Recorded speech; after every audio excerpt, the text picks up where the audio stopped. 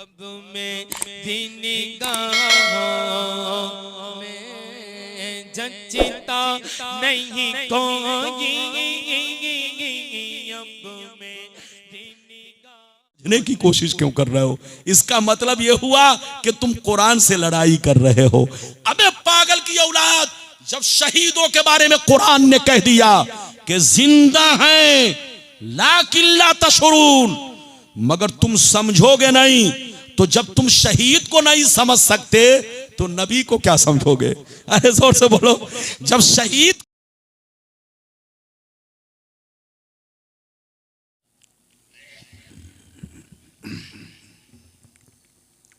इलाही खरगदानी बाग शाह जिलानी, इलाही खरगदानी बाग शाह जिलानी, इलाही खरगदानी बाग शाह जिलानी, इलाही खरगदानी बाग शाह जिलानी। थोड़ी आवाज पतली बनाओ।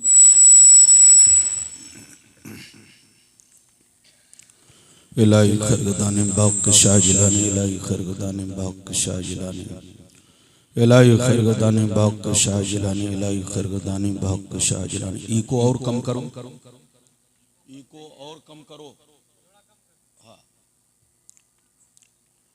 इलाही खरगदानी बाग शाह जिलानी, इलाही खरगदानी बाग शाह जिलानी, इलाही खरगदानी बाग शाह जिलानी। इसी आवाज को थोड़ी सी बढ़ा दो, थोड़ी सी बढ़ाओ और कुछ मत करो। इलाही खरगदानी बाग शाह जिलानी, इलाही खरगदानी बाग शाह जिलानी, इलाही खरगदानी बाग शाह जिलानी। बावकार उलमा शोरा सामीन व सामियात, अस्सलामु अलैकुम व रहमतुल्लाहि व बरकातुहू। अल्हम्दुलिल्लाह अल्हम्दुलिल्लाह अला नामाइहि शामिला व आलाइहिल कामिला वस्सलातु अला मुहम्मदिनिल मुस्तफ़ा व अला आलिहिल मुज्तबा, अम्मा बाद, फ़ौज़ु बिल्लाहि मिनश शैतानिर रजीम, बिस्मिल्लाहिर रहमानिर रहीम। क़द जाअकुम मिनल्लाहि नूरुन व किताबुम मुबीन, आमन्तु बिल्लाह, सदक़ल्लाहुल अलीयुल अज़ीम, व सदक़ रसूलुहुन नबियुल अमीनुल मुबीनुल मतीनुल मकीनुल करीम, व नहनु अला ज़ालिका लमिनश शाहिदीन वश्शाकिरीन, वल्हम्दुलिल्लाहि रब्बिल आलमीन। यह रबीउल अव्वल शरीफ का महीना है, तो किसी और मौजू पर बोलना मुनासिब नहीं है। जैसा महीना वैसी तकरीर। फिर कभी आऊंगा, आप जैसा कहेंगे वैसी तकरीर होगी, लेकिन महीने का ख्याल रखते हुए और सरकार की आमद का महीना है, इस महीने की मुनासबत का लिहाज रखते हुए आज मैं अपनी तकरीर में चंद बातें बताना चाहूंगा। ध्यान से सुनिए। एक बात तो यह बताना चाहूंगा कि अल्लाह रब्बुल इज्जत ने कुरान में नूर और किताब दोनों का एक साथ जिक्र क्यों किया? इसमें क्या हिकमत है कि अल्लाह ने किताब के साथ नूर को जोड़ दिया, एक साथ बयान किया? इसमें क्या हिकमत है? यह हिकमत मैं आप तक पहुंचाऊंगा। दूसरी बात यह बयान करूंगा कि अल्लाह ने नबी के नूर को हर चीज से पहले पैदा किया, तो भेजा लास्ट में क्यों? इसमें क्या हिकमत है? तीसरी बात यह बताना चाहूंगा कि मेरे नबी नूर हैं या नहीं। कुछ लोग कहते हैं नूर नहीं है, जैसा कि बदअकीदे लोग। आपके सामने वो सारी हदीस तो नहीं पेश करूंगा, सारी हदीस पेश करूंगा तो कम से कम 5 घंटा, लेकिन 2-4 हदीस नूरे मोहम्मदी से मुताल्लिक, जिसमें नूरे मोहम्मदी का आपको जलवा मिलेगा, वो हदीस मैं आप तक पहुंचाऊंगा। चौथी बात यह बयान करूंगा कि मेरे नबी का मकाम और उनका मर्तबा, उनकी शान क्या है। पांचवी बात यह बयान करूंगा कि मेरे नबी के मां बाप क्या हैं। मेरे नबी के मां बाप पर कुछ लोग इल्जाम लगाते हैं, ये बदअकीदे लोग, नाम नहीं लूंगा, वो लोग इल्जाम लगाते हैं कि नबी के मां बाप तो कलमा पढ़े नहीं थे, जब कलमा नहीं पढ़े तो मुसलमान कैसे हो गए? तो ये बात भी मैं आप तक पहुंचाऊंगा, क्या गलत है क्या सही है, ऐसा बोलने वाला क्या है, ये सारी बातें मैं आप तक पहुंचाऊंगा। ये 5 बातें हो गई। छठवीं बात ये बयान करूंगा कि इसी महीने में मेरे नबी की आमद हुई और इसी महीने में मेरे नबी की वफात हुई। पर्दा किए, पर्दा भी इसी महीने में किए। तो वो लोग कहते हैं कि सुन्नी लोग आने की खुशी मनाता है, नबी के जाने का गम क्यों नहीं मनाता? ये उन लोगों का कहना है। तो आपका मौलाना वो भी जवाब देगा। बिल्कुल अदब से बैठे। 7वीं बात ये बयान करूंगा, क्या मेरे नबी कब्र में जिंदा हैं? अगर जिंदा है तो हदीस है, साबित है। क्या कुरान से सबूत है, हदीस से साबित है? तो मैं आपको वो कुरान से भी सबूत पेश करूंगा, हदीस से भी सबूत पेश करूंगा। बिल्कुल अदब से बैठे। बातें तो करना चाहूंगा तो 5 घंटा है, लेकिन समेट करके मैं अपनी गुफ्तगू को ज्यादा से ज्यादा 1 से सवा घंटा, और साथ देंगे तो 1.5 घंटा भी जा सकता है। मैं घड़ी पहनकर तकरीर नहीं करता। जब से मोबाइल निकला तब से घड़ी पहनना बंद। अब चेहरा देखकर तकरीर होती है। चेहरा मुस्कुराता है तो समझ लेता हूं कांटा चल रहा है, और जब चेहरा आंखें बंद हो जाती है, मुंह खुल जाता है, तो समझ लेता हूं कांटा बंद हो रहा है। तो ऐसी नौबत आएगी तो तकरीर बंद। इसलिए आप जब तक बेदार रहेंगे, हम भी तकरीर के लिए तैयार रहेंगे।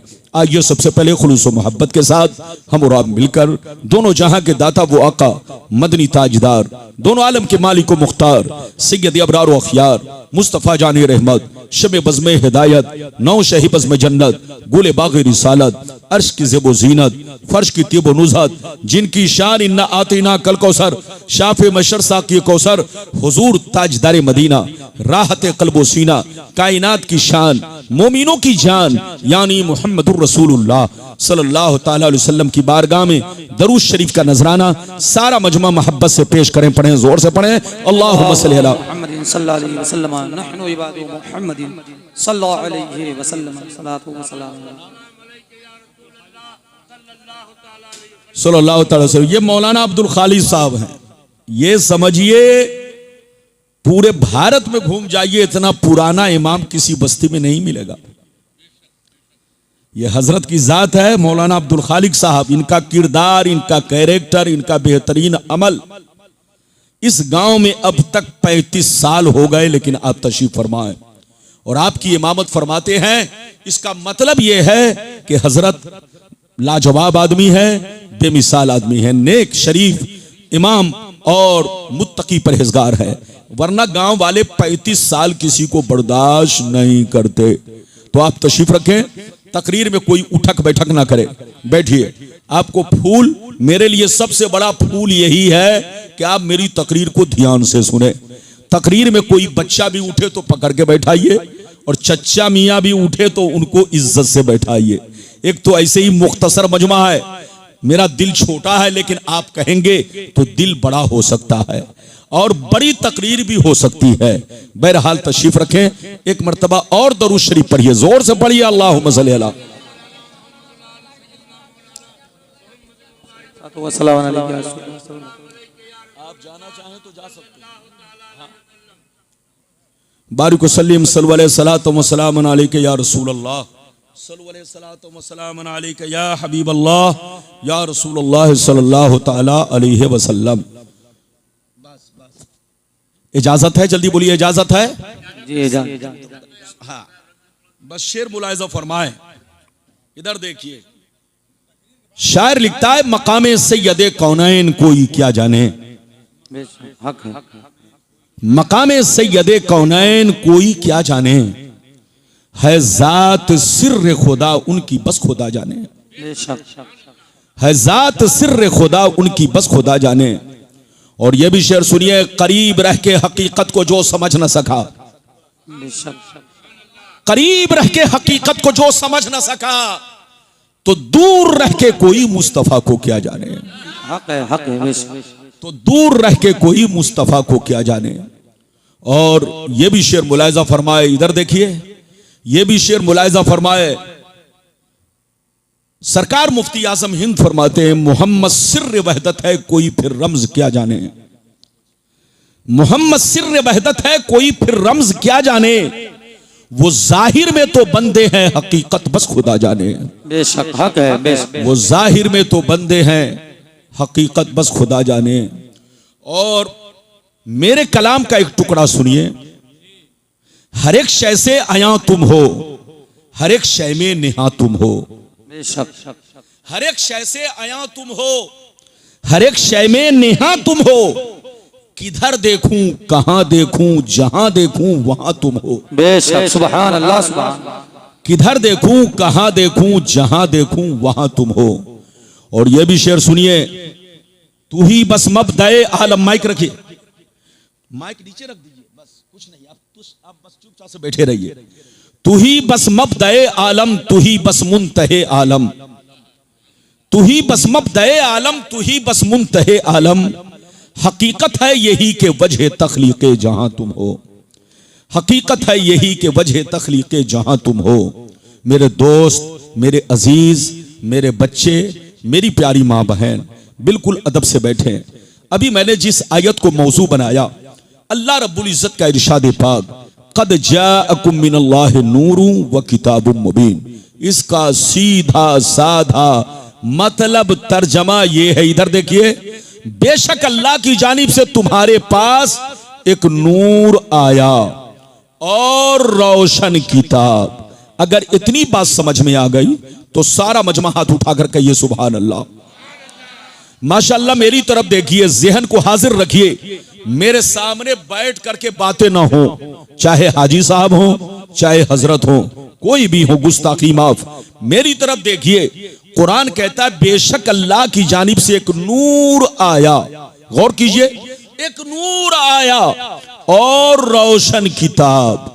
अल्लाह ने अपने प्यारे महबूब को नूर कहा और कुरान को क्या कहा? जोर से बोलो, किताब। यानी एक तरफ अल्लाह ने नूर का जिक्र फरमाया और एक तरफ अल्लाह ने किताब का जिक्र फरमाया। दोनों को एक साथ बयान किया। जब अपने महबूब का जिक्र करना हुआ तो नाम लेकर जिक्र नहीं किया, और कुरान का जिक्र करना हुआ तो कुरान के नाम से जिक्र नहीं किया, बल्कि कुरान की जगह किताब का लफ्ज इस्तेमाल किया और नबी के नाम की जगह नूर इस्तेमाल किया। इसमें क्या हिकमत है, मैं आपको हिकमत समझाऊं। मेरी तरफ देखिए, आप जब दुनिया में कोई किताब पढ़ते हैं तो आपको रोशनी की जरूरत पेश आती है। आप जब दुनिया में कोई किताब पढ़ते हैं तो आपको लाइट की जरूरत पेश आती है। आप जब दुनिया में कोई किताब पढ़ते हैं तो आपको चिराग की जरूरत पेश आती है। आप अंधेरे में पढ़ना चाहेंगे, नहीं पढ़ सकते। अंधेरे में समझना चाहेंगे, नहीं समझ सकते।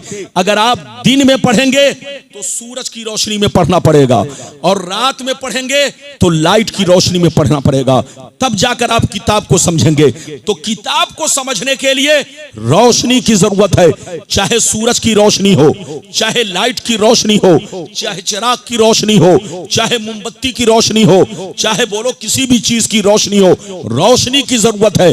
अंधेरे में पढ़ना चाहेंगे, नहीं पढ़ सकते। अंधेरे में समझना चाहेंगे, नहीं समझ सकते। मेरी तरफ देखिए, अल्लाह रब्बुल इज्जत ने आपको खबरदार किया कि ऐ मेरे बंदो, कान खोलकर सुन लो।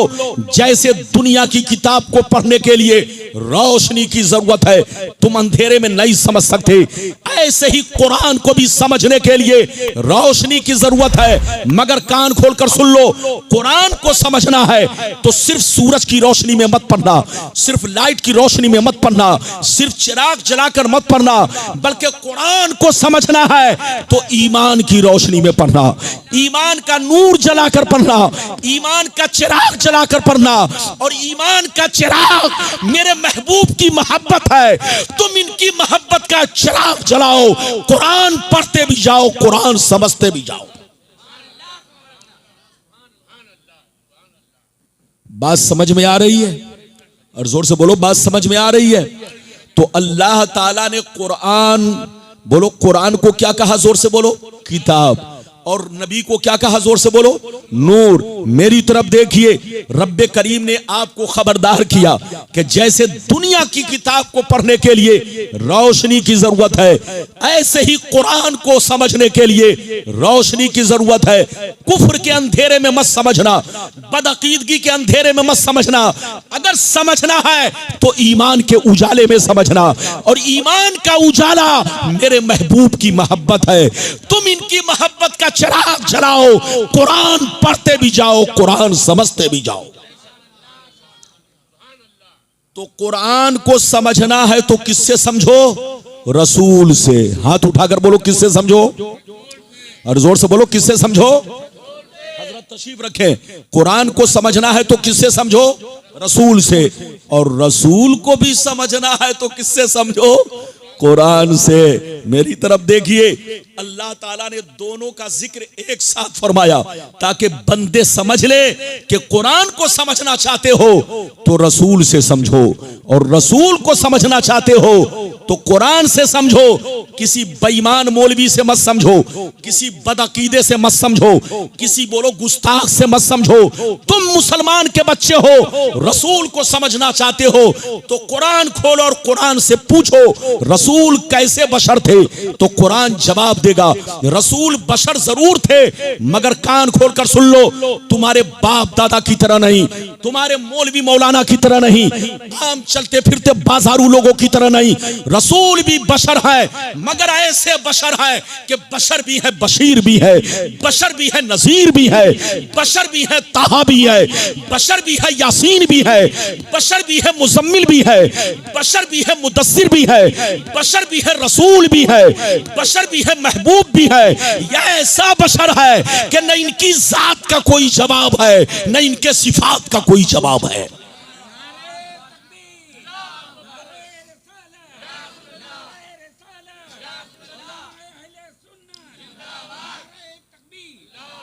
तो बात समझ में आ रही है कि उत्तर दक्षिण जा रही है? अरे बोलो बात समझ में आ रही है ना? मेरी बातों से आप नाराज नहीं होंगे। मौलाना को आप सुनिए, मेरी तरफ देखिए। आप लोग अहमदाबाद में रहते हैं, अहमदाबाद में शायद आपने मुझे सुना हो या ना सुना हो, वरना मौलाना की बेशुमार तकरीरें अहमदाबाद में भी हो चुकी है। चूंकि बहुत बड़ी सिटी है, आजकल लोग काम में बिजी रहते हैं, जाने वाले जाते हैं। मेरी तरफ देखिए, बहरहाल अदब से बैठिए, होश में बैठिए। तो कुरान को समझना है तो किससे समझो? जोर से बोलो, रसूल से। और रसूल को समझना है तो किससे समझो? कुरान से। दोनों से रिश्ता जरूरी है। हाथ उठाकर बोलो, दोनों से रिश्ता। अच्छा ये बताओ, ये लाइट जो जल रही है, एक तार का कमाल है कि दो तार का? जोर से बोलो। एक तार से कभी नहीं जलेगा, एक तार से कभी रोशनी नहीं आएगी, एक तार से कभी इसमें चमक नहीं आएगी।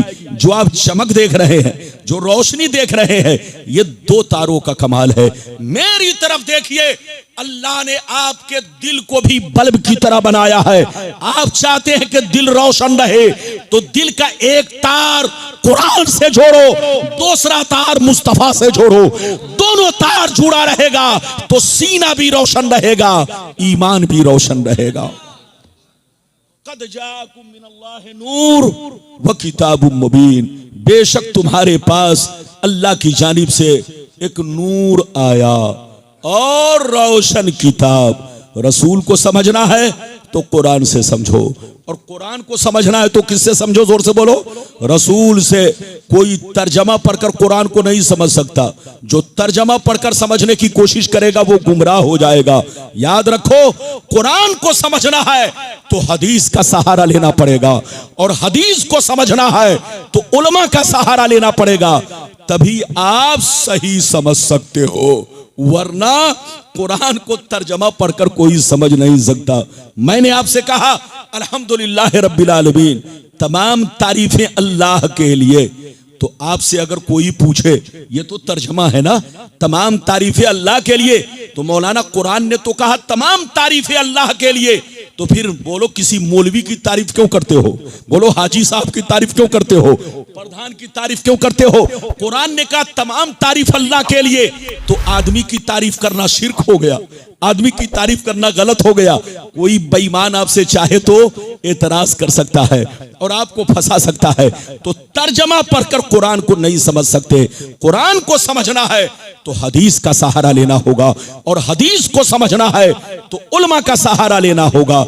दोनों से रिश्ता जरूरी है। अब आगे चलिए, फिर हदीस सुनाऊंगा। 2 मिनट के बाद लाइन से हदीस सुनाऊंगा। अच्छा, अल्लाह ने नबी के नूर को हर चीज से पहले पैदा किया।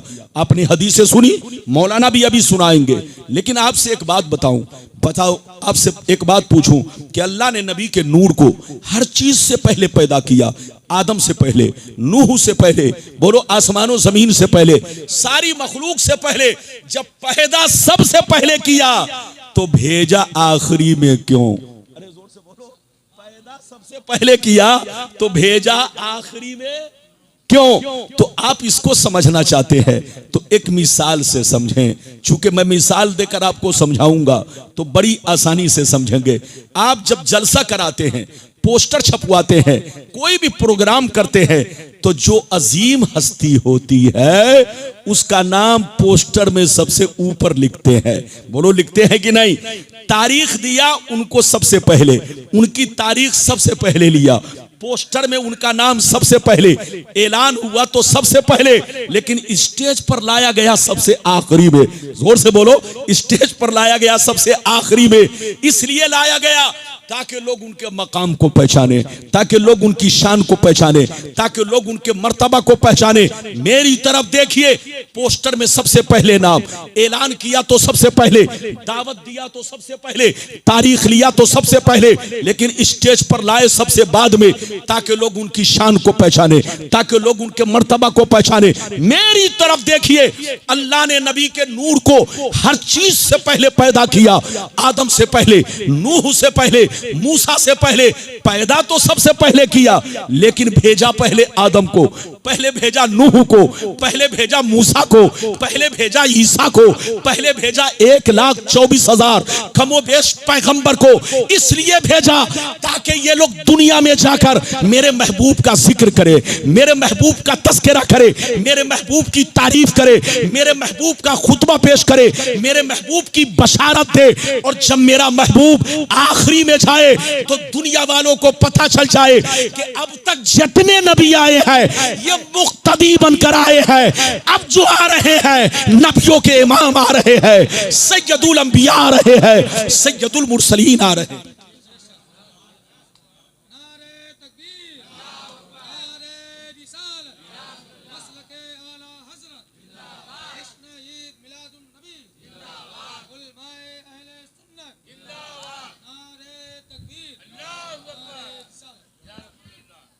बात समझ में आई? और जोर से बोलिए, बात समझ में आई?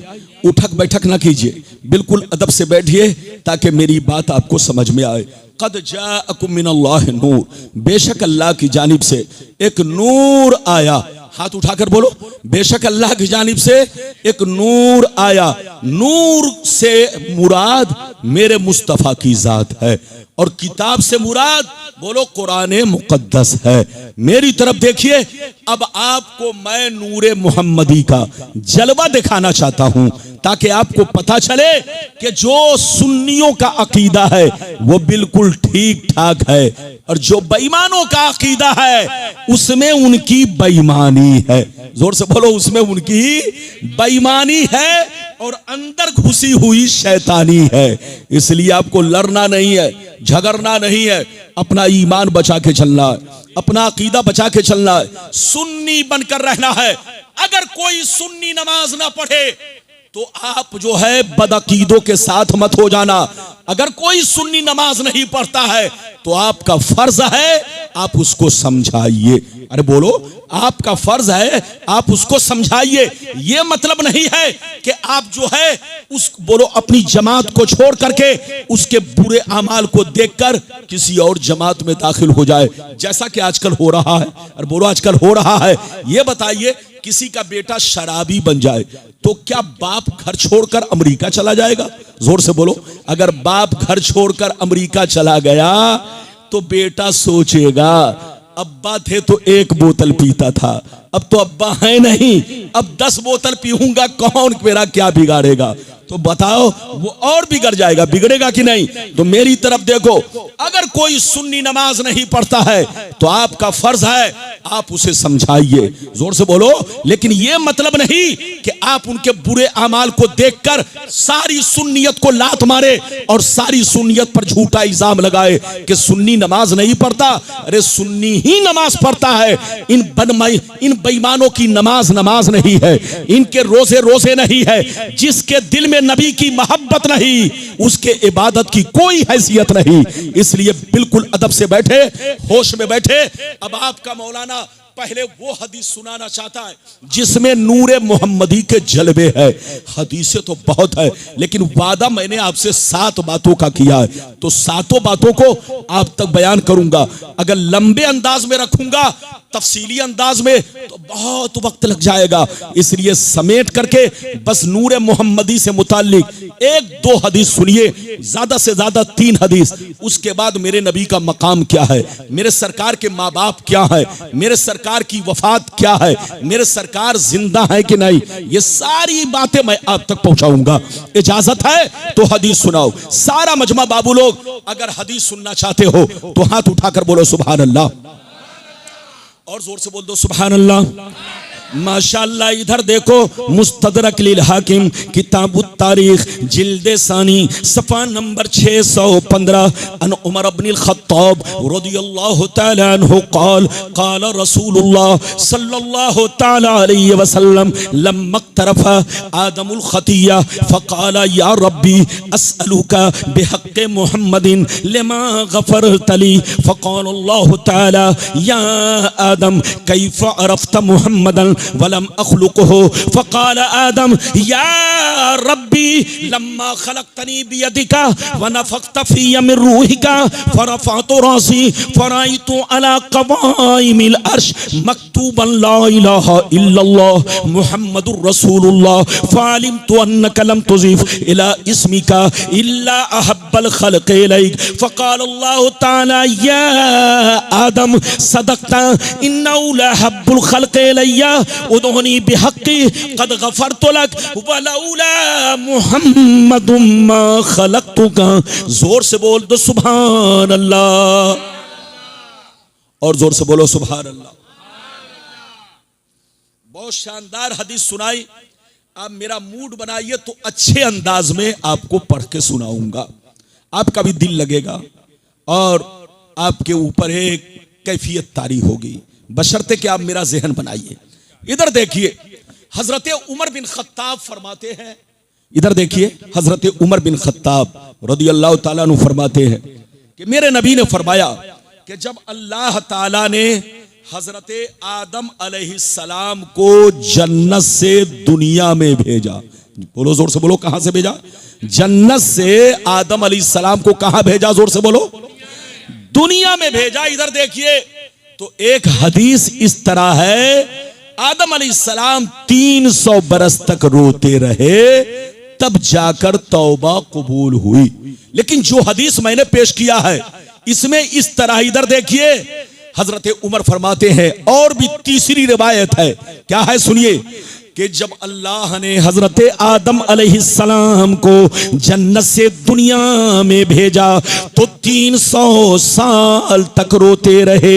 कितने साल तक? जोर से बोलो, 300 साल तक रोते रहे, आंसू बहाते रहे।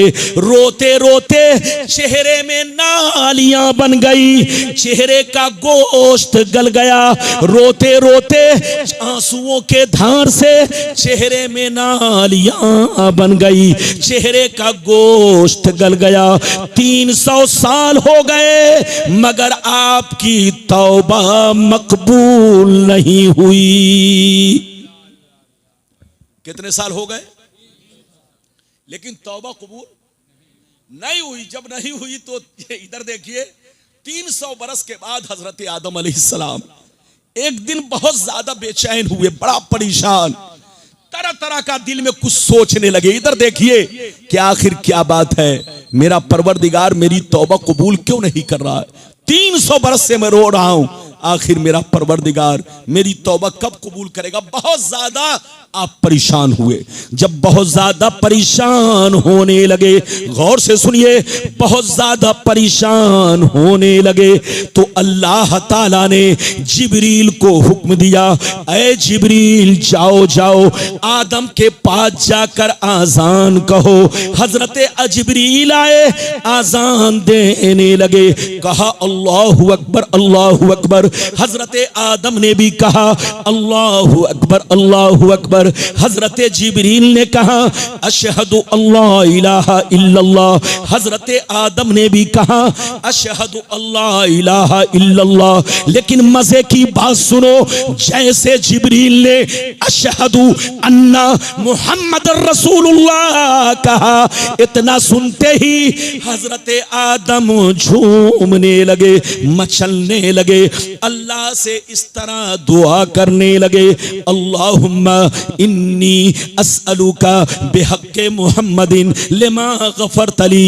ऐ मेरे परवरदिगार, मैं 300 साल से रो रहा हूँ, आंसू बहा रहा हूँ, तूने मेरी तौबा को कबूल नहीं किया।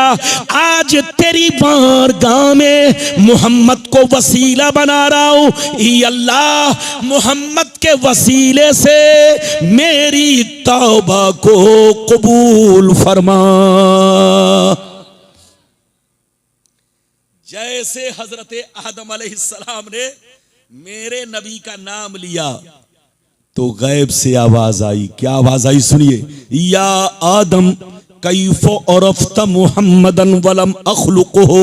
ऐ आदम, अभी मैंने मोहम्मद को जिस्मानी सूरत में पैदा नहीं किया है, तूने मोहम्मद को कैसे पहचान लिया। इधर देखिए, रब ने पूछा तूने मोहम्मद को कैसे पहचान लिया। तो हमारे तुम्हारे बाप अल्लाह से रो रो के कहने लगे, ऐ मेरे परवरदिगार, जब तूने मुझे मिट्टी से तैयार किया, मुझ में रूह डाली, मैंने सर ऊपर उठाया तो मैंने क्या देखा, अर्श के जितने खंबे हैं सब पर ला इलाहा इल्लल्लाह मुहम्मदुर रसूलुल्लाह लिखा हुआ है। फ़अलिमतु अन्नका लम तुज़िफ़ इला इस्मिका इल्ला अहब्बल खल्क़ इलैक। हजरत आदम ने कहा, परवरदिगार, जब मैंने नाम मोहम्मद को अर्श आजम के खंभों पर देखा, उसी वक्त मैंने जान लिया कि तेरे नजदीक मोहम्मद सबसे चहीते हैं, सबसे दुलारे हैं। अगर दुलारे ना होते तो अर्श आजम के खंभों पर उनका नाम पैदा होने से पहले नहीं होता। ये अल्लाह, मैंने उसी वक्त जान लिया था, लेकिन वो नाम मेरे ज़हन से निकल गया था। आज ये नाम अजान सुनकर याद आया है। ये अल्लाह मेरी तौबा कबूल फरमा। तो गैब से आवाज आई, या आदम सदकता इन्नहु लहब्बुल खल्क़ इलैया उदूनी बिहक्की कद गफरतु लक। ऐ आदम, तुम सच बोल रहे हो, सही बोल रहे हो, वाकई मोहम्मद मेरे महबूब हैं, मेरे चहीते हैं, मेरे दुलारे हैं। इसी लम्हे का इंतजार था, इसी वक्त का इंतजार था। अगर और भी पहले दुआ मांगे होते तो और पहले तौबा कबूल हो जाती, लेकिन तूने आज नाम लिया है तो जाओ मुबारक हो, आज मैंने तौबा को कबूल कर लिया।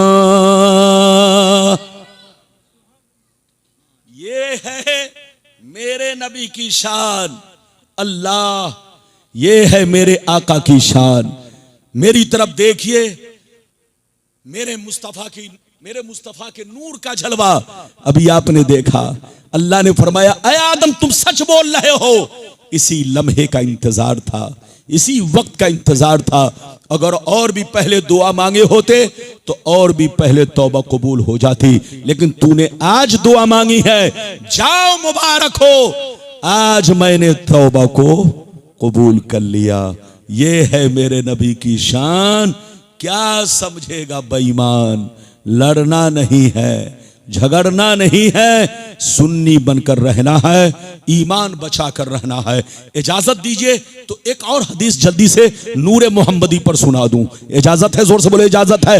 हदीसें तो बहुत हैं, सुनाऊंगा तो घंटों लग जाएगा, लेकिन आपको सुनाऊं ताकि आपको पता चले कि मेरे मुस्तफा बशर तो हैं, बशर के साथ साथ नूर भी है। हाथ उठाकर बोलो, बशर के साथ साथ नूर भी है। मेरे रसूल लाजवाब बशर है, बेमिसाल बशर है। इजाजत दीजिए तो मैं दूसरी हदीस सुनाता हूं, लेकिन ऐसे नहीं सुनाऊंगा। सारा मजमा मोहब्बत से बोलो सुभान अल्लाह, और जोर से बोल दो सुभान अल्लाह, और मोहब्बत से बोलो सुभान अल्लाह।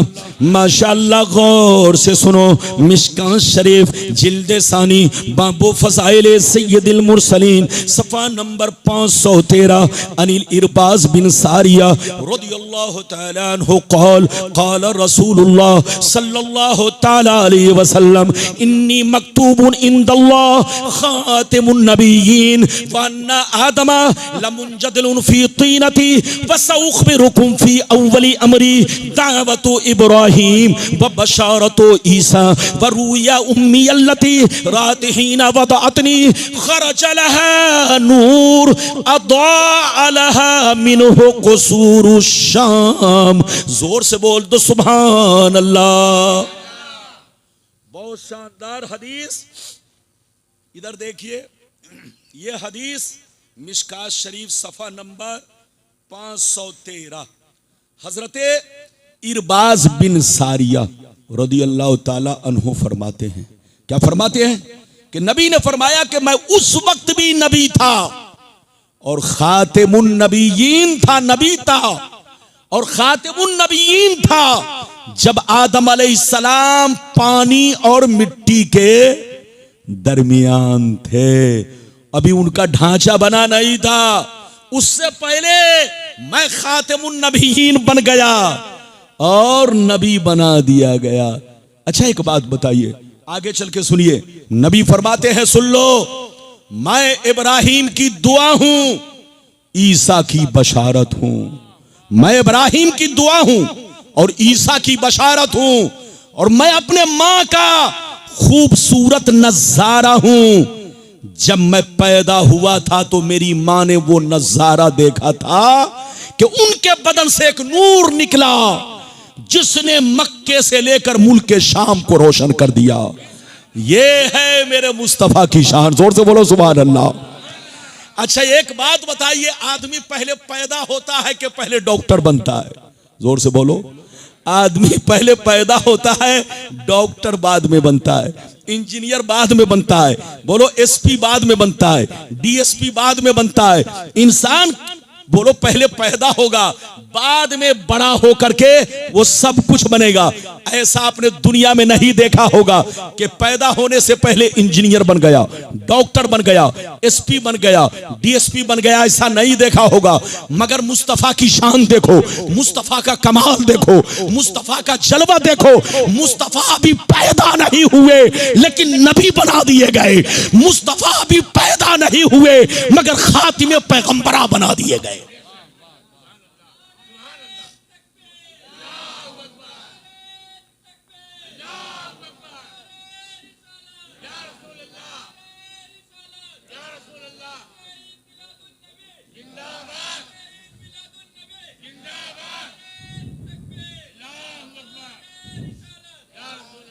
क़द जाअकुम मिनल्लाहि नूरुन व किताबुम मुबीन। बेशक अल्लाह की जानिब से एक नूर आया और रोशन किताब।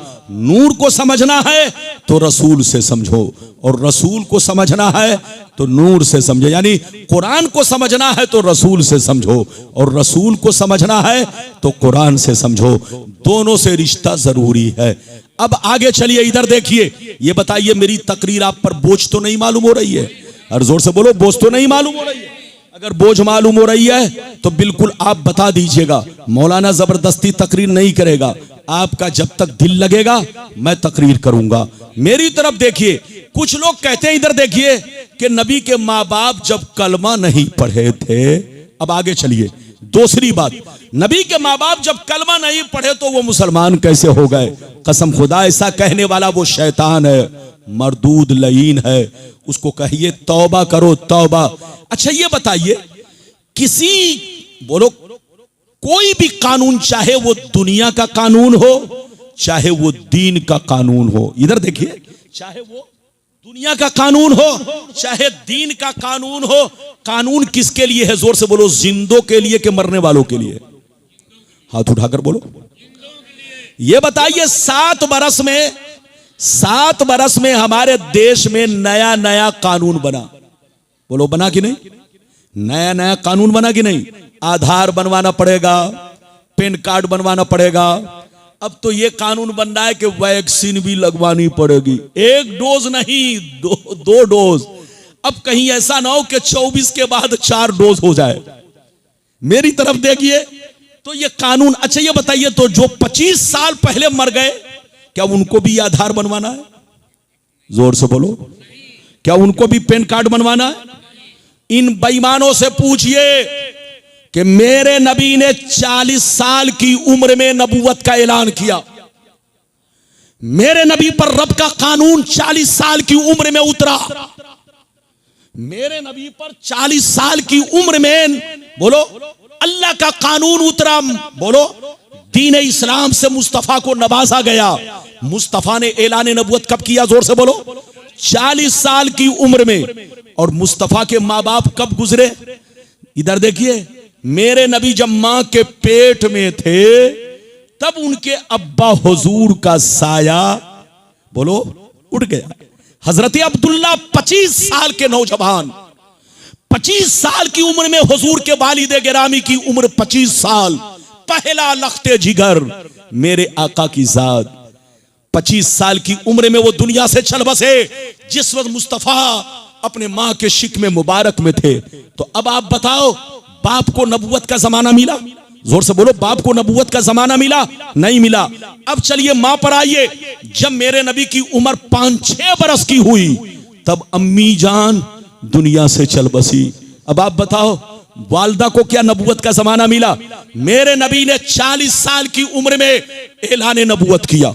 मेरे नबी पर कुरान कब उतरा? जोर से बोलो, 40 साल की उम्र में रब का कानून उतरा। बोलो 40 साल की उम्र में ऐलान नबूवत किया, 40 साल की उम्र में। और 40 साल से पहले ही माँ बाप दुनिया से चल बसे। तो तुम कैसे कह रहे हो कि कलमा पढ़ने का मौका? बोलो कलमा नहीं पढ़े इसलिए मुसलमान नहीं। अबे पागल की औलाद, जब उनको कलमा पढ़ने का मौका ही नहीं मिला, अरे जोर से बोलो, जब उनको कलमा पढ़ने का मौका ही नहीं मिला तो तुम्हारा एतराज गलत है। तौबा करो तौबा। एक बात ध्यान से सुनो, आपको मालूम नहीं होगा, अगर मालूम हो तो बर्दाश्त कीजिएगा और नहीं मालूम हो तो सीने में बसा लीजिएगा। यह बताइए कि मेरे नबी ईसा अलैहिस्सलाम के कितने बरस के बाद तशरीफ लाए? मालूम है? मेरे नबी ईसा अलैहिस्सलाम के कितने बरस के बाद तशरीफ लाए? नहीं मालूम है। अरे बोलिए, मालूम है? बोलिए। हाँ हाँ, ये देखिए, लेकिन थोड़ा सा गलती कर रहे हैं। हजरत ईसा अलैहिस्सलाम के, इधर देखिए, मेरे नबी ईसा अलैहिस्सलाम के 569 बरस के बाद। कितने बरस के बाद? जोर से बोलिए। 569 बरस के बाद मेरे नबी दुनिया में आए। ये 569 बरस तक गैप रहा। क्या रहा? जोर से बोलो। इस गैप में कोई नबी कोई रसूल नहीं आए। जब कोई नबी कोई रसूल नहीं आए तो अब आप इन बेईमानों से पूछिए, क्या इस 569 बरस में जितने लोग थे दुनिया में, क्या सब जहन्नमी हैं? कोई नबी तो नहीं थे, कोई रसूल तो नहीं थे। ईसा अलैहिस्सलाम का जमाना खत्म। अरे बोलो, ये 569 बरस के बाद मेरे नबी तशरीफ लाए तो 569 बरस में क्या जितने लोग दुनिया में थे सब काफिर है? क्या सब जहन्नमी है? नहीं हजरात, वो बेईमान से कहिए तौबा करो और पढ़ो, होश में आओ। 569 बरस में जितने लोग मुवहिद थे, अल्लाह पर ईमान रखते थे, बुत परस्ती नहीं करते थे, बुत को नहीं पूछते थे, सिर्फ अल्लाह को एक मानते थे, वो सब के सब जन्नती है। जन्नती होने के लिए उनका मुवहिद होना ही काफी है। जोर से बोलो, जन्नती होने के लिए उनका सिर्फ अल्लाह पर ईमान रखना ही काफी है। क्योंकि उस जमाने में 569 बरस तक कोई नबी नहीं आए, कोई रसूल नहीं आए, तो लोगों पर रिसालत पर ईमान लाना जरूरी नहीं हुआ, और जब जरूरी नहीं हुआ तो उनका मुवहिद होना काफी। तो मेरे मुस्तफा के माँ बाप, इधर देखिए, हदीसों से साबित है कि मुवहिद थे। मेरे मुस्तफा के माँ बाप ने कभी बुत परस्ती नहीं की, अल्लाह को एक माना, अल्लाह की वहदानियत पर ईमान रखा। आपके दादा हुजूर, आपके परदादा हुजूर, आपके शरदादा हुजूर, यहां तक के हजरत इब्राहिम इस्माइल तक, यहां तक के हजरत आदम तक, अगर इजाजत दीजिए तो मैं वो हदीस अभी लगी लगाई सुना दूं। सारा मजमा हाथ उठाकर बोलो सुभान अल्लाह, और जोर से बोल दो सुभान अल्लाह, और जोर से बोलो सुभान अल्लाह। माशाअल्लाह, गौर से सुनो, दुर्रे मंसूर, दुर्रे मंसूर, अल्लामा जलालुद्दीन सुयूती की मशहूर किताब दुर्रे मंसूर, जिल्द नंबर 3, सफा नंबर 424। अन अब्दुल्लाह इब्न अब्बास रदियल्लाहु तआला अन्हु क़ाल क़ाल रसूलुल्लाह सल्लल्लाहु तआला अलैहि वसल्लम लम यज़लिल्लाहु तआला यंक़ुलनी मिन अस्लाबि तय्यबति ताहिरा मुसफ़्फ़ा मुहज़्ज़ब तनशयबो शोबतान इल्ला कुन्तु फी खैरिहिमा व फी रिवायतिन उखरा अंतक़लू मिन अस्लाबि ताहिरीना इला अरहामि ताहिरात। जोर से बोल दो सुभान अल्लाह। बड़ी शानदार हदीस। इस हदीस को गलत साबित करने पर सीधे 5 लाख का इनाम। लेकिन किसी की मां ने दूध नहीं पिलाई है कि गलत साबित कर सके। वैसे तो मैंने जितनी हदीसें अब तक सुनाई, कोई गलत साबित नहीं कर सकता। इधर देखिए, आपका मौलाना आपके सामने एक जिम्मेदारी के साथ बोलता है, जैसा किताबों में देखता है वैसा ही बोलने की कोशिश करता है, अटकल पच्चू नहीं। अभी जो मैंने हदीस सुनी है, सुनिए हाजी साहब, इजाजत है? जल्दी बोलिए, इजाजत है? मतलब सुनिए, इधर देखिए, नबी ने क्या कहा, सुनिए। नबी ने इरशाद फरमाया, गौर से सुन लो। नबी ने इरशाद फरमाया, आदम अलैहिस्सलाम से, आदम अलैहिस्सलाम से आमना के पेट तक, आदम अलैहिस्सलाम से मेरी पैदाइश तक जितने पुश्तों से, जितने पुश्तों से मैं मुंतकिल होता हुआ दुनिया में आया, वो सब के सब तय्यबो ताहिर थे, सब के सब पाक साफ थे, सब के सब अल्लाह को एक मानते थे, सब के सब अल्लाह पर ईमान रखते थे। हाथ उठाकर बोलो सुभान अल्लाह, और जोर से बोलो सुभान अल्लाह। इधर देखिए तो 569 बरस में वो लोग जहन्नमी जिन्होंने बुत की पूजा की, लेकिन जिन्होंने अल्लाह को एक माना, इतना ही उनके लिए जन्नती होने के लिए काफी है। जोर से बोलो, जन्नती होने के लिए काफी है। क्योंकि उस जमाने में कोई नबी रसूल नहीं तशरीफ लाए, तो मेरे नबी के माँ बाप को नबूवत का जमाना नहीं मिला।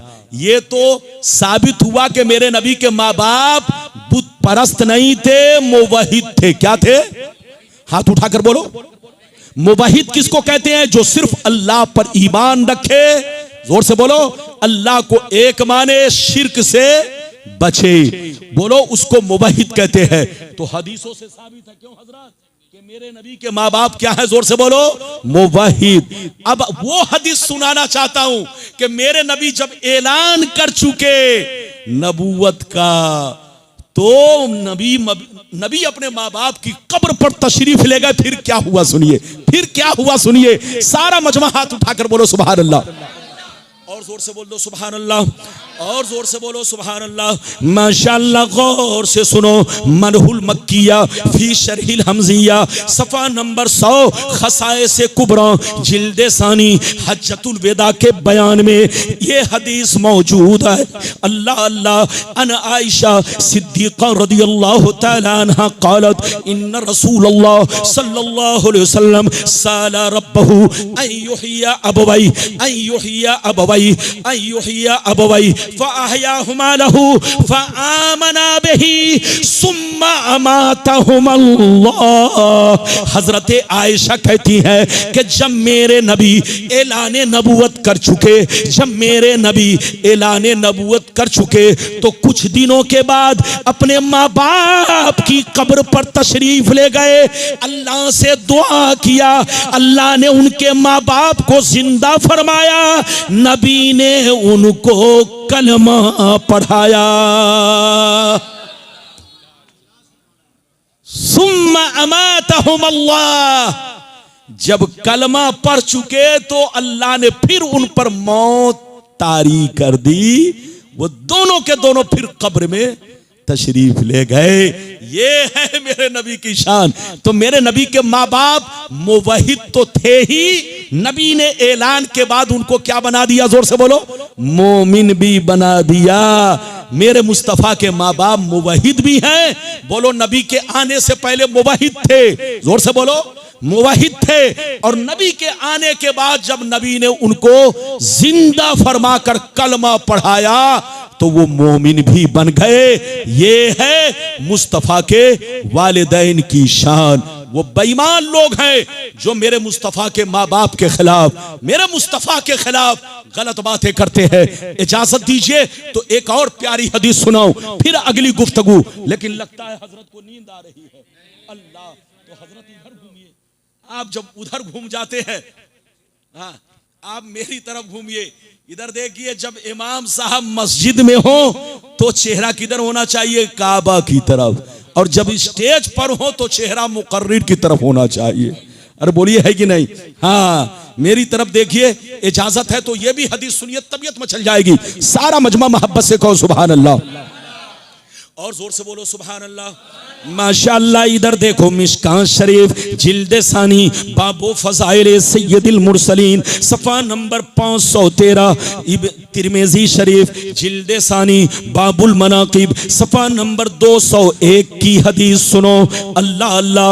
अनिल अब्बास रज़ियल्लाहु तआला अन्हु अन्नहु जा इलन नबी सल्लल्लाहु अलैहि वसल्लम फकअन्नहु समिया शैया फक़ाम अन्नबिय्यु सल्लल्लाहु अलैहि वसल्लम अलल मिंबर फ़क़ाल मन अना क़ालू अंत रसूलुल्लाह सलामुन अलैक फ़क़ाल अना मुहम्मद इब्न अब्दुल्लाह इब्न अब्दुल मुत्तलिब इन्नल्लाह तआला खलक़ल खल्क़ फजअलनी फ़ी खैरिहिम सुम्मा जअलहुम फ़िरक़तैन फजअलनी फ़ी खैरिहिम फ़िरक़ा सुम्मा जअलहुम क़बाइला फजअलनी फ़ी खैरिहिम क़बीला सुम्मा जअलहुम बुयूता फजअलनी फ़ी खैरिहिम बैता फ़ाना खैरुहुम बैता व खैरुहुम नफ्सा।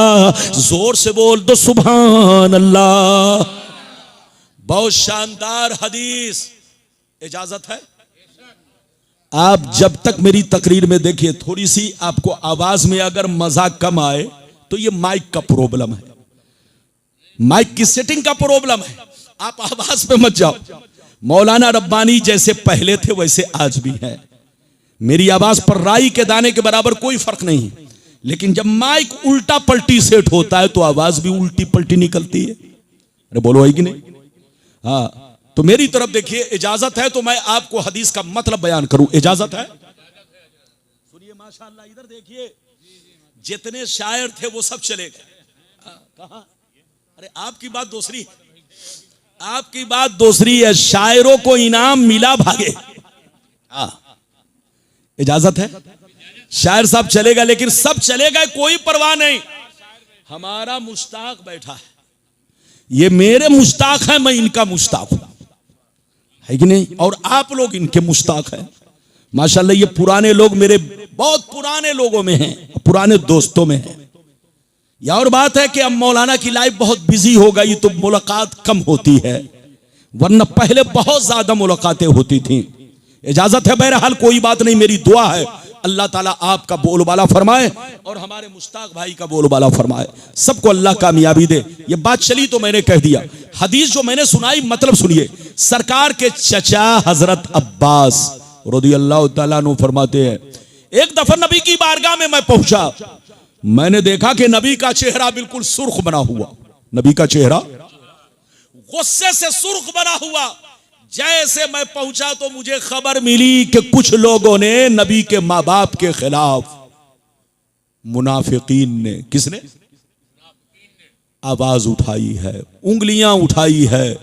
नबी करीम मस्जिद में तशरीफ ले गए, मिंबर पर चढ़े और फरमाया सहाबा बताओ मैं कौन हूं। सहाबा ने कहा ही अल्लाह के रसूल, आप अल्लाह के रसूल हैं, आप अल्लाह के पैगंबर हैं। तो नबी ने फरमाया तुम सच बोल रहे हो, मैं पैगंबर हूं, तुम सही बोल रहे हो, मैं रसूल हूं, मगर कान खोलकर सुन लो, मैं अब्दुल्लाह का बेटा भी हूं, मैं अब्दुल्ला बिन अब्दुल मुत्तलिब का लख्त जिगर भी हूं, लाडला भी हूं। तुमको पता है अल्लाह ने सारी मखलूक को पैदा किया, लेकिन मुझको उस मखलूक में भेजा जो सबसे बेहतर मखलूक थी। फिर अल्लाह ने मखलूक के दो पार्ट बनाए, दो हिस्से बनाए, जो सबसे बेहतरीन हिस्सा था उसमें मुझे भेजा। फिर अल्लाह ने उस हिस्से के कबीले बनाए, कबीले में जो सबसे बेहतरीन कबीला था मुझे उसमें भेजा। अल्लाह ने उसके खानदान बनाए, खानदानों में बनी हाशिम जो सबसे बेहतर खानदान था, अल्लाह ने मुझे उसमें भेजा।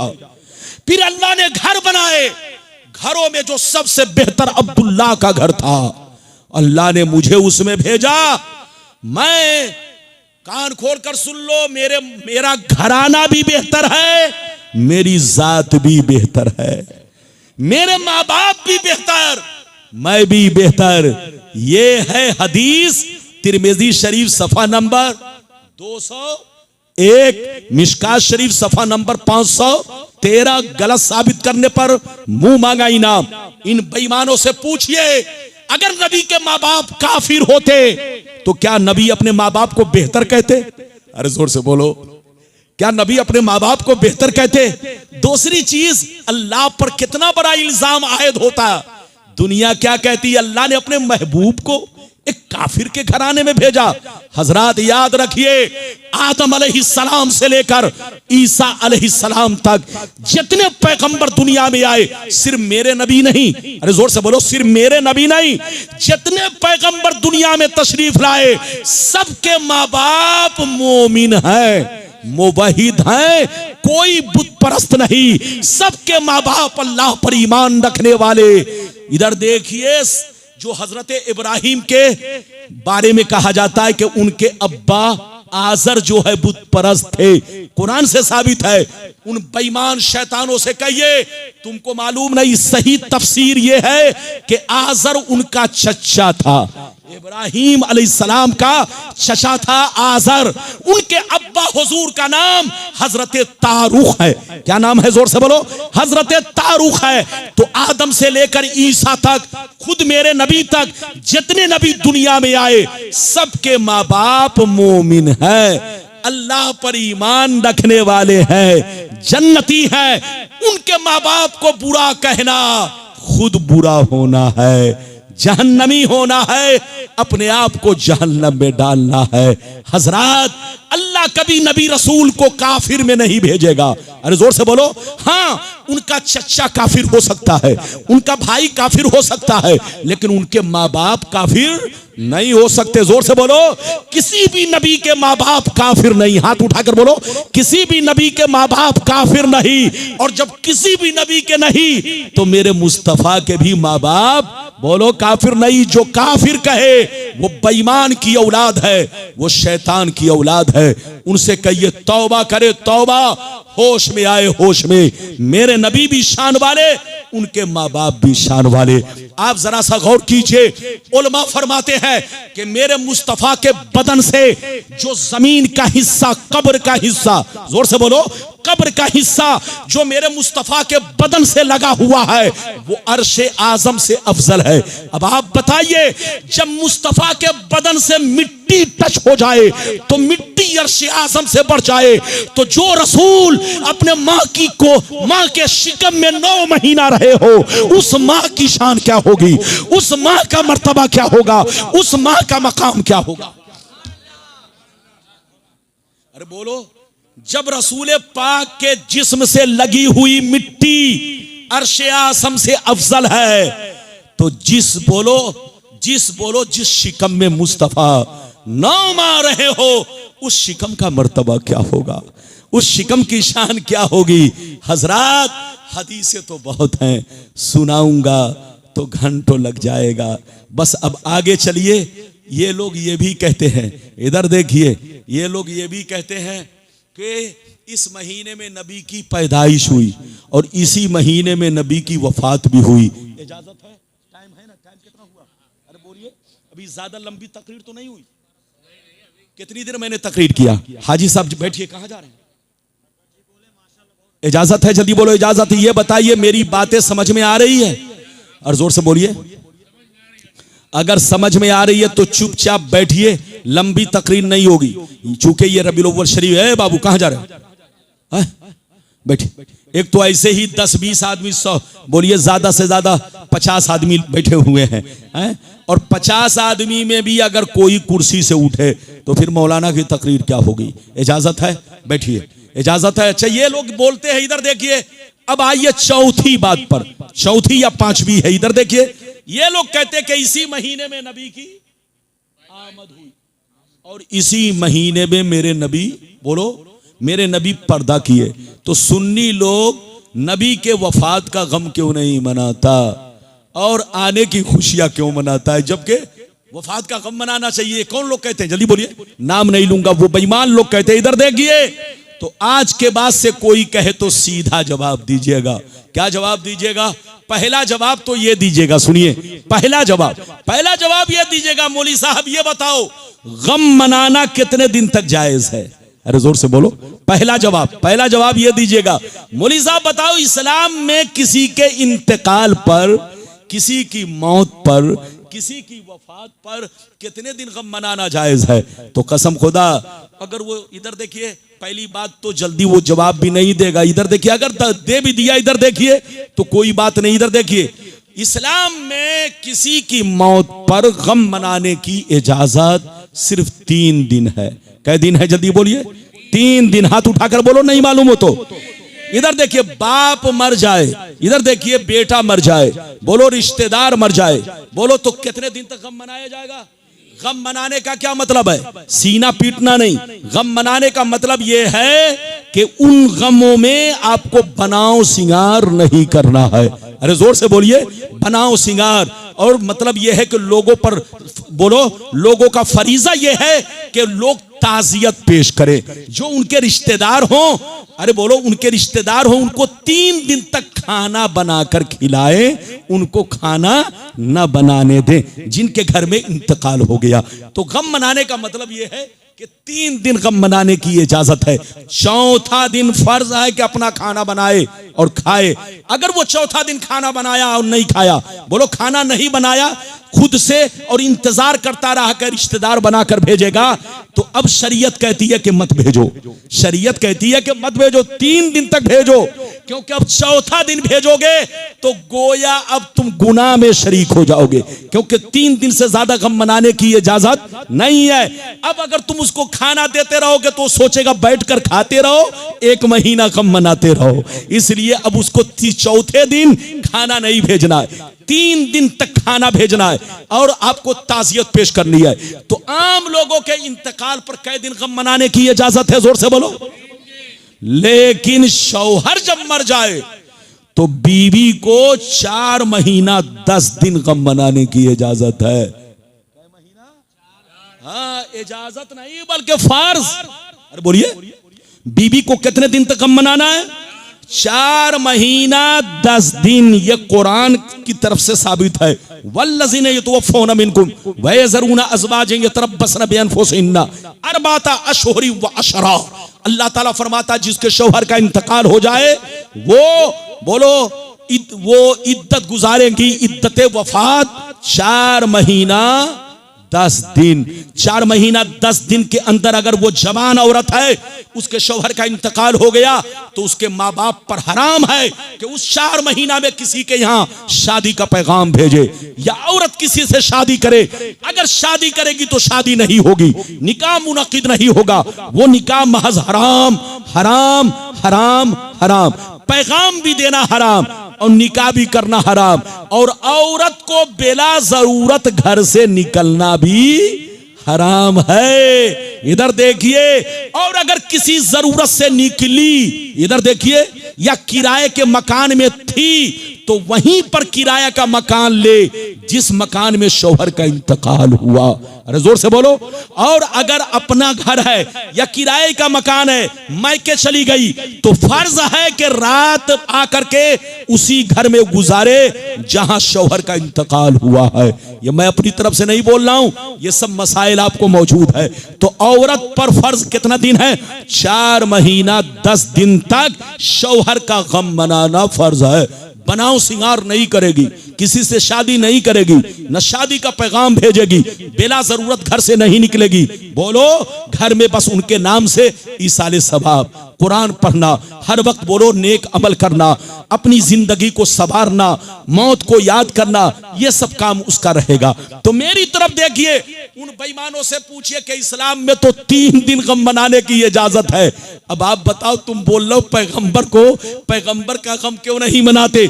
उन शैतानों से पूछिए, मेरे पैगंबर को पर्दा किए हुए कितने जमाना हो गए। पहली बात तो 3 दिन से ज्यादा गम मनाने की इजाजत नहीं। अगर 3 दिन से ज्यादा गम मनाना जायज होता तो उम्मत को नबी का गम कयामत तक मनाना पड़ता।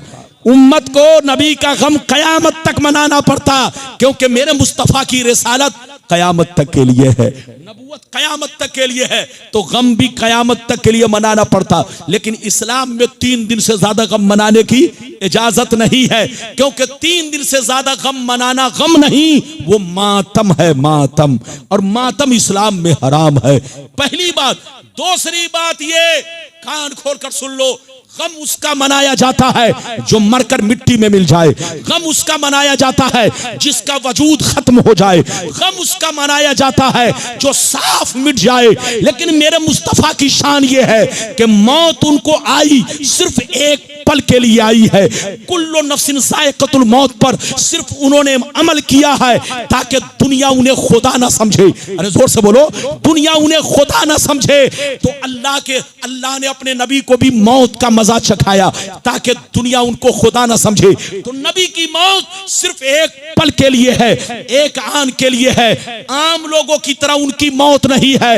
उनकी मौत ऐसी है कि उनकी मौत में और जिंदगी में कोई फर्क नहीं है। जैसे वो पहले दुनिया में थे उससे भी अच्छे अंदाज में आज भी कब्र में जिंदा है। कब्र में हम गुलामों को अपनी कब्र अनवर से हमें देख रहे हैं, हम गुलामों को सुन रहे हैं, हम गुलामों को पहचान रहे हैं। वो अपनी कब्र में नमाज भी पढ़ते हैं। या और बात है, एक बात और सुनिए, और मुस्तफा को अल्लाह ने वो ताकत दी है। इधर देखिए कि आला हजरत फरमाते हैं कि मेरे नबी 70,000 सूरत में, कितनी सूरतों में? 70,000 सूरतों में हर मखलूक के दरमियान नजर आते हैं। अल्लाह ने नबी को वो ताकत दी है कि हर मखलूक के दरमियान कितनी सूरतों में? 70,000 सूरतों में मुस्तफा नजर आते हैं कब्र में। इधर देखिए, आपको मालूम, अच्छा ये बताइए, आप मर जाएंगे तो आप पर नमाज फर्ज है? अरे बोलो, कोई भी इंसान इंतकाल कर जाए तो नमाज फर्ज है, रोजा फर्ज है, हज फर्ज है, बोलो कुछ फर्ज है? वो मुकल्लफ नहीं रहता। जोर से बोलो, वो मुकल्लफ नहीं रहता। इधर देखिए, लेकिन नबी का जब इंतकाल हो जाए तो नबी इंतकाल के बाद भी मुकल्लफ हैं। जोर से बोलो, नबी इंतकाल के बाद भी मुकल्लफ हैं। जैसे वो दुनिया में नमाज पढ़ते थे, कब्र में भी नमाज पढ़ते हैं। अजान भी होती है, पाबंदे शरा होते हैं। इजाजत दीजिए तो मैं हदीस सुना दूं, लेकिन हदीस से पहले कुरान की आयत सुनाऊं। और बोलो, इजाजत है? हाथ उठाकर बोलो सुभान अल्लाह। ये बताइए, 15 से 20 मिनट बर्दाश्त करेंगे? और बोलो, बर्दाश्त करेंगे। अगर बर्दाश्त करेंगे तो चूंकि ये मौलवी फिर आपको मिले या ना मिले, मौका मिले कि ना मिले, तो कम से कम बर्दाश्त कर लीजिए। और बोलो, बर्दाश्त करना है ना? इजाजत है तो मैं पहले आपको कुरान की आयत सुनाऊं। पढ़िए, मैं पढ़ता हूं, आप भी पढ़िए, फिर हदीस सुनाऊंगा। पढ़िए, औज़ु बिल्लाहि मिनश शैतानिर रजीम, बिस्मिल्लाहिर रहमानिर रहीम। या अय्युहन नबियो इन्ना अरसलना का शाहिदं व मुबश्शिरं व नजीरा।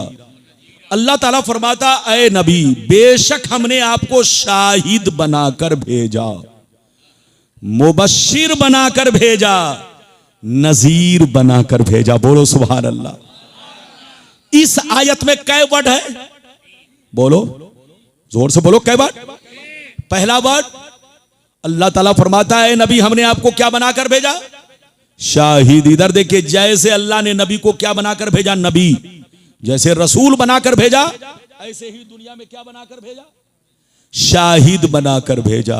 अच्छा ये बताइए, शाहिद कौन होगा? शाहिद का माना गवाह। हाथ उठाकर बोलो, शाहिद का माना। अच्छा ये बताइए, गवाह कौन बनेगा? एक मिसाल लीजिए, मैं आपको मिसाल देकर समझाऊं।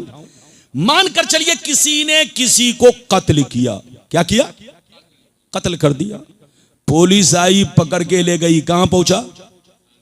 अरे बोलो, कहां पहुंचा? थाने में पहुंचा, जेल में पहुंचा। जेल से कुछ दिनों के बाद कहां पहुंचा? कोर्ट में। अरे बोलिए, अदालत में। कहां पहुंचा? जोर से बोलिए। अदालत में पहुंचा। जैसे अदालत में पहुंचा, इधर देखिए तो एक वकील खड़ा हुआ उसको बचाने के लिए। किसको बचाने के लिए? कातिल को बचाने के लिए। कहा सर, जज से कहा, इधर देखिए, जज से कहा कि सर ये कातिल नहीं है, इस पर झूठा इल्जाम है, मेरे पास 3 गवाह है। कै गवाह है? तो जज ने कहा पेश करो, तीनों गवाह कहां है? कहा सर एक गवाह तो अभी यहां नहीं है, अमेरिका में है, और दूसरा गवाह अंधा है, और तीसरा गवाह मर गया है। तो सीने पर हाथ रखकर बताइए, क्या जज उसकी बात मानेगा? जज कहेगा, बे पगला वकील, तुमको पता नहीं है कि जो गवाह बनेगा उसका कोर्ट में हाजिर होना जरूरी है। अमेरिका में रहने से काम, कोर्ट में हाजिर होना जरूरी है। और जो गवाह बनेगा उसका आंखों से, अरे जोर से बोलो, आंखों से देखना जरूरी है। और जो गवाह बनेगा उसका जिंदा होना भी, जोर से बोलो, जिंदा होना भी। हाँ, तभी गवाह बनेगा। जो मर गया, गर्चे उसने देखा था, अरे जोर से बोलो, गर्चे उसने, वो गवाह नहीं बनेगा। जोर से बोलो। अंधा आदमी गर्चे वहां पर मौजूद था लेकिन देख नहीं रहा, इसलिए वो गवाह नहीं बनेगा। और जिसने देखा है अगर कोर्ट में हाजिर नहीं है तो वो गवाह। तो गवाह के लिए 3 चीजें जरूरी है: जिंदा होना, कोर्ट में हाजिर होना, और नाजिर होना, यानी आंखों से देखना जरूरी है। अब आप फैसला कीजिए और उन बेईमानों का, इधर देखिए, सीधे आप कॉलर पकड़िए और पूछिए, तुम लोग तो कहते हो नबी मरकर मिट्टी में मिल गए, अब आप बताओ हम कुरान को माने या तुम्हारे बाप को माने? कुरान ने नबी को शाहिद कहा। क्या कहा? जोर से बोलो, शाहिद कहा। और शाहिद के लिए 3 चीजों का होना जरूरी: जिंदा होना जरूरी, आंखों से देखना जरूरी, हाजिर होना जरूरी। तो इस आयत से पता चला कि मुस्तफा जैसे कल जिंदा थे, आज भी कब्र में जिंदा है। मुस्तफा जैसे कल हाजिर थे, आज भी हाजिर है। मुस्तफा जैसे कल नाजिर थे, हम गुलामों को देखते थे, आज भी गुलामों को देख रहे हैं।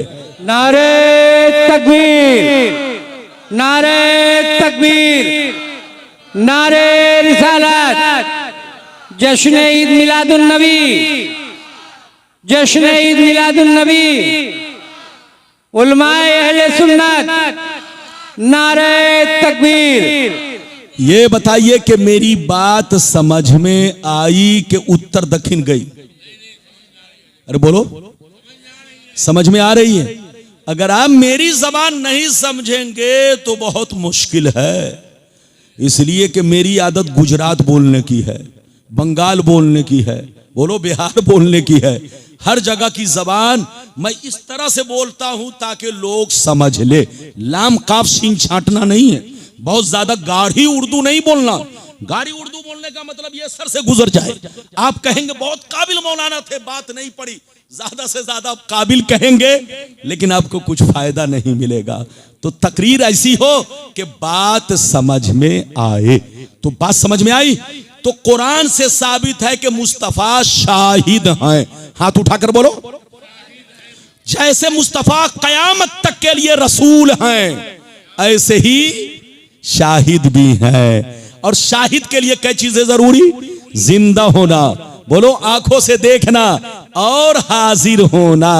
और मेरे मुस्तफा हाजिर भी हैं, नाजिर भी हैं, और जोर से बोलो जिंदा भी है। अब आप हदीस सुनिए तब आपको अंदाजा होगा, लेकिन ऐसे नहीं सुनाऊंगा।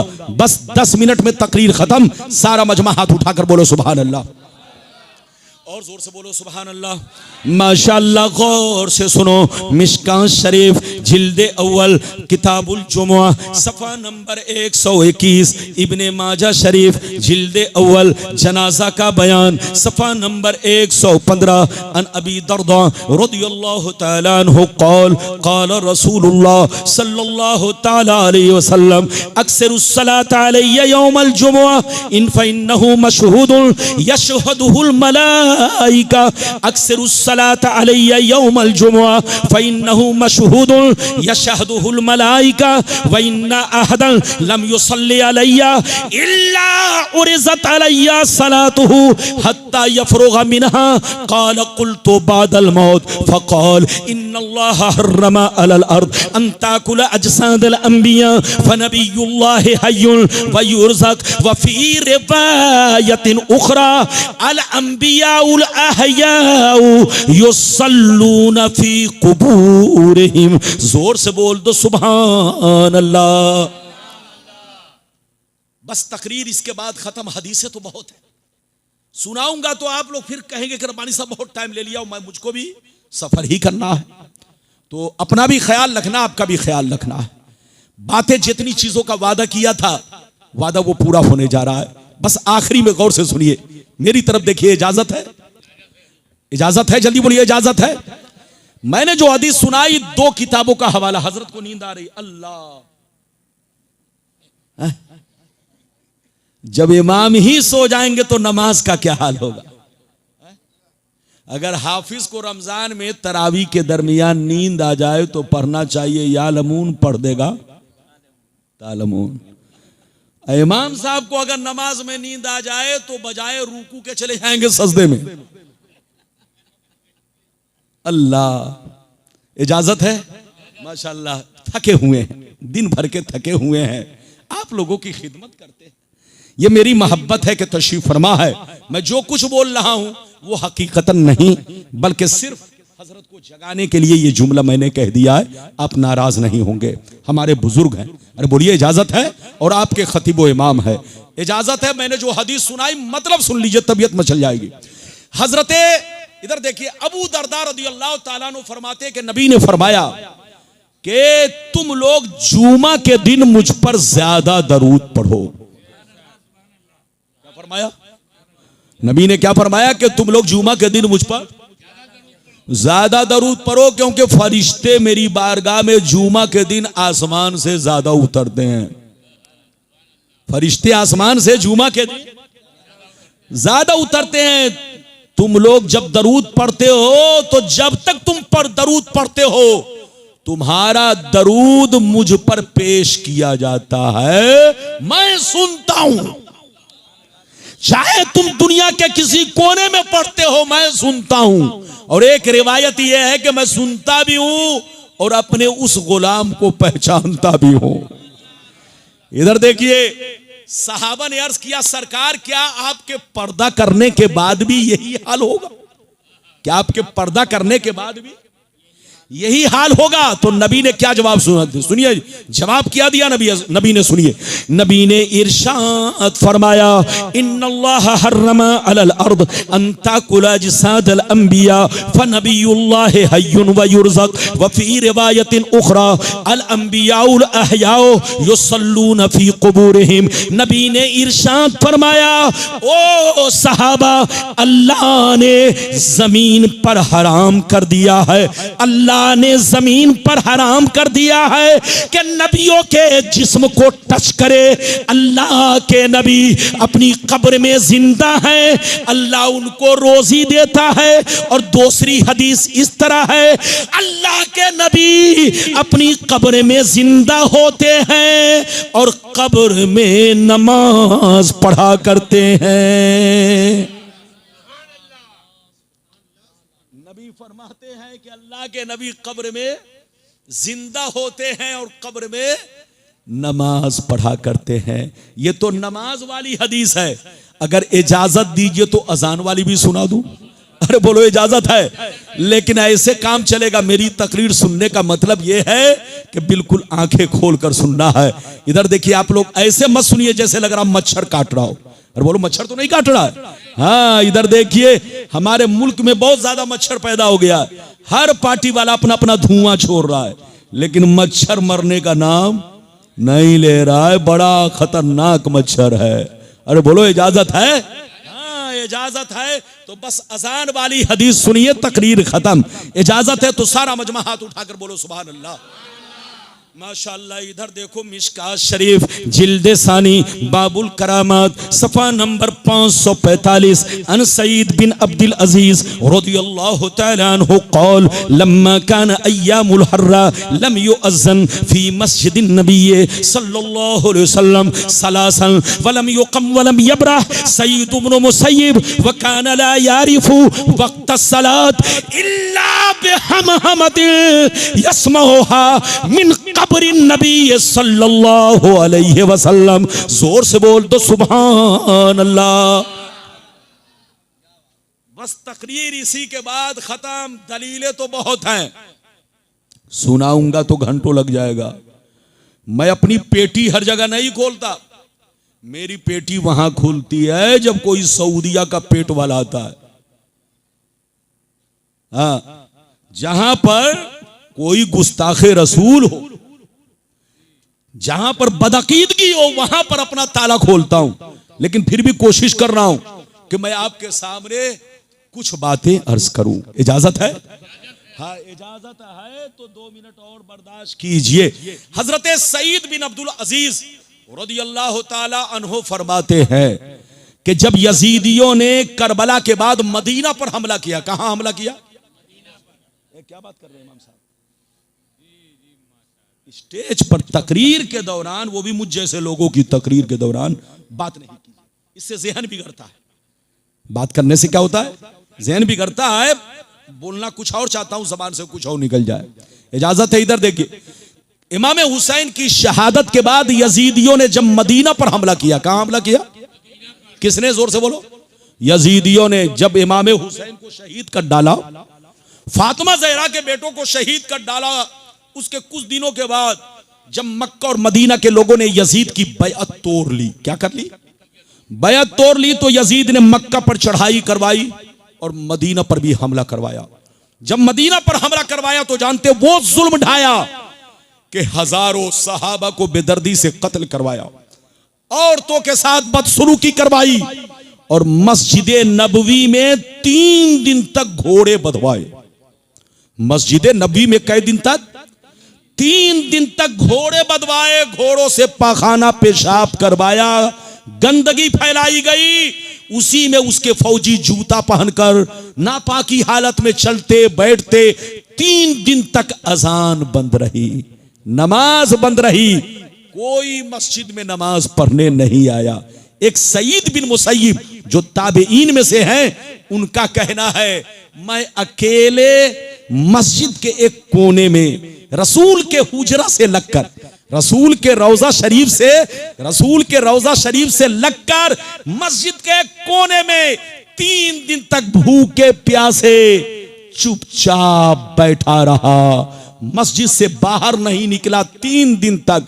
रात में भी नहीं निकलता कि कहीं मुझे पकड़ के कत्ल न कर डाले, और दिन में भी नहीं निकलता कि कहीं मुझको पकड़ के कत्ल न कर डाले। मैं मस्जिद के अंदर 3 दिन तक भूखा प्यासा रहा। रसूल के रौजा शरीफ से लगकर 3 दिन तक मस्जिद में अकेले रहा। लेकिन उनका कहना है कि मैंने नमाज कभी नहीं छोड़ी। कोई नमाज पढ़ने नहीं आता, कोई नमाज पढ़ने नहीं आता, लेकिन मैंने नमाज बोलो पाबंदी से पढ़ी, लेकिन कैसे पढ़ी सुनिए। वो फरमाते हैं, सुनिए कि कैसे मैं वक्त देखता, सुनो। वो फरमाते हैं कि सूरज को देखकर वक्त का अंदाजा नहीं करते, रात में तारों को देखकर मैं वक्त का अंदाजा नहीं करता, क्योंकि मैं बाहर ही नहीं निकलता। नमाज कैसे पढ़ता, टाइम का कैसे पता चलता मुझको। वो फरमाते, सुनिए, वो फरमाते हैं कि मैंने 3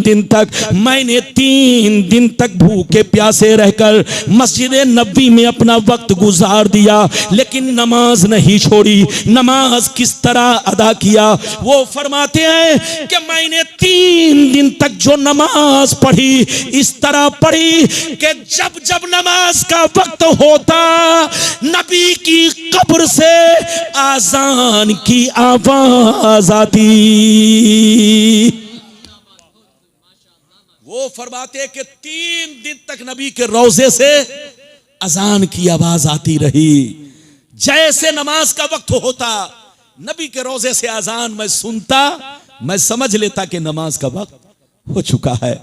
मैं सूरज देखकर या तारों को देखकर नमाज नहीं पढ़ता, वक्त का पता नहीं चलाता, बल्कि नबी के रोजा शरीफ से अजान सुनकर मैं हर वक्त की नमाज अदा करता। यह है मिशकात शरीफ, सफा नंबर 545 पर हदीस मौजूद, और खसाइस कुबरा में भी ये हदीस मौजूद है। हजरात, अब आप बताइए, हमारा ईमान है कि मौत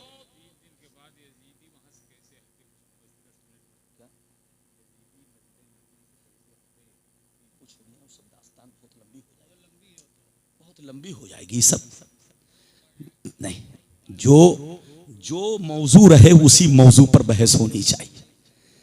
मौलाना की आदत है कि मौलाना जहां से शुरू करते हैं वहीं खत्म करते हैं। अब बीच में फिर आप इमाम हुसैन और फिर करबला की दास्तान, अरे बोलिए, ये सब फिर इंशाल्लाह मुहर्रम में आऊंगा तो कभी देखा जाएगा। ये सब नहीं है ना।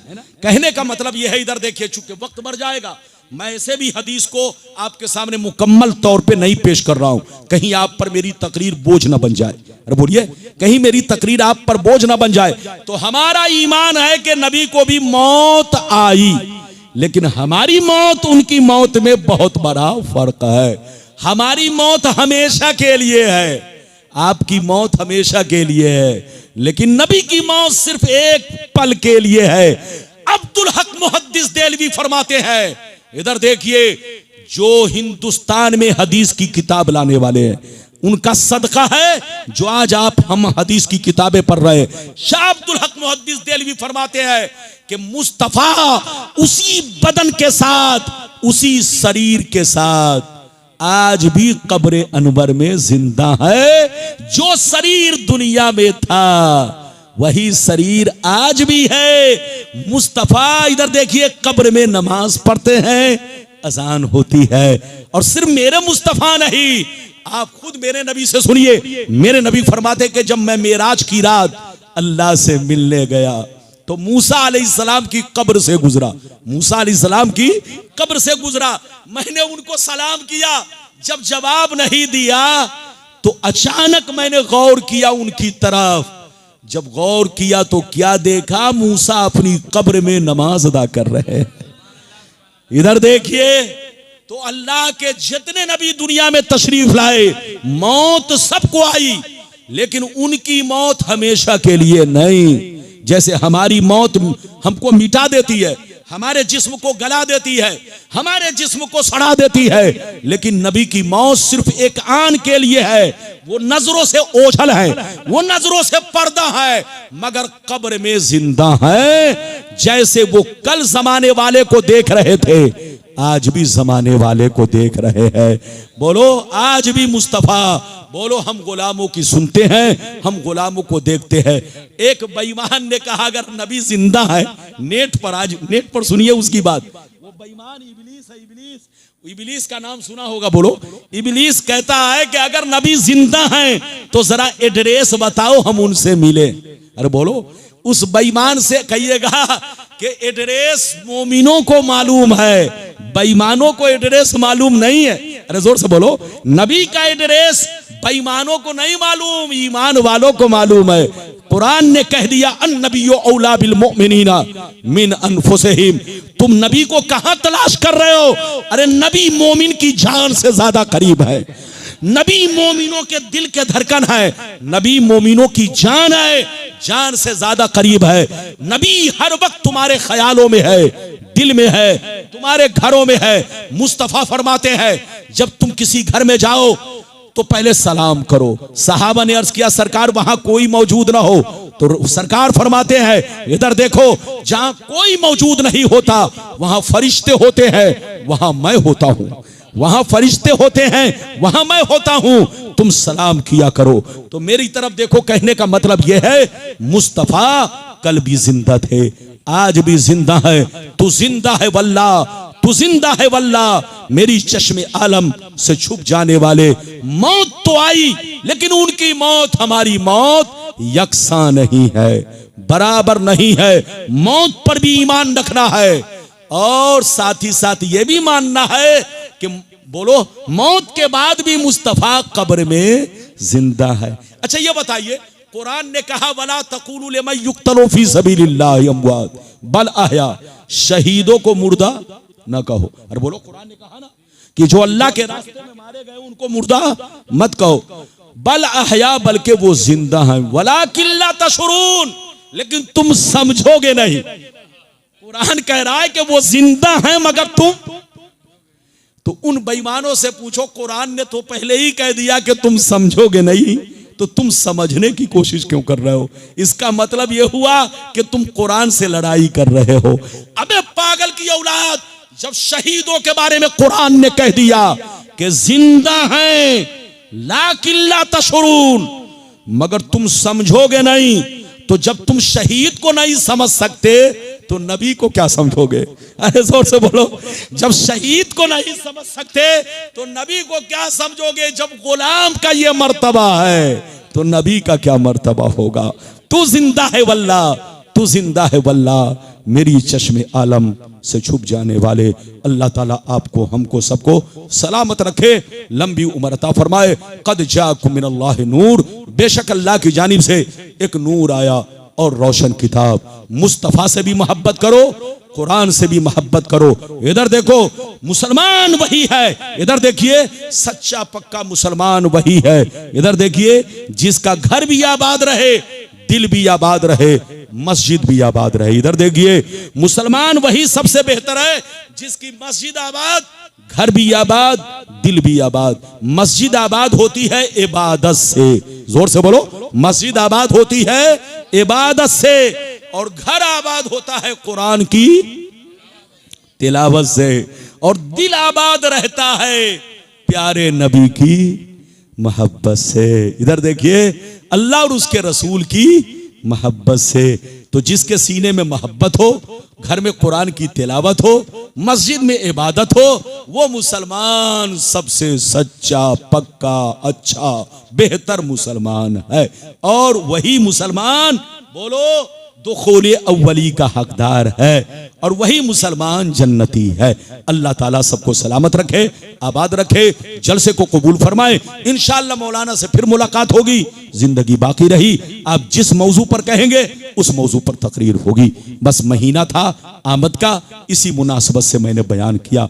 बस अस्तगफिरुल्लाह रब्बी मिन कुल्लि ज़ंबिन व अतूबु इलैहि इन्नहु तव्वाबुर रहीम। हक़ ला इलाहा इल्लल्लाह मुहम्मदुर रसूलुल्लाह सल्लल्लाहु अलैहि वसल्लम। सलातो सलाम पढ़ लिया जाए।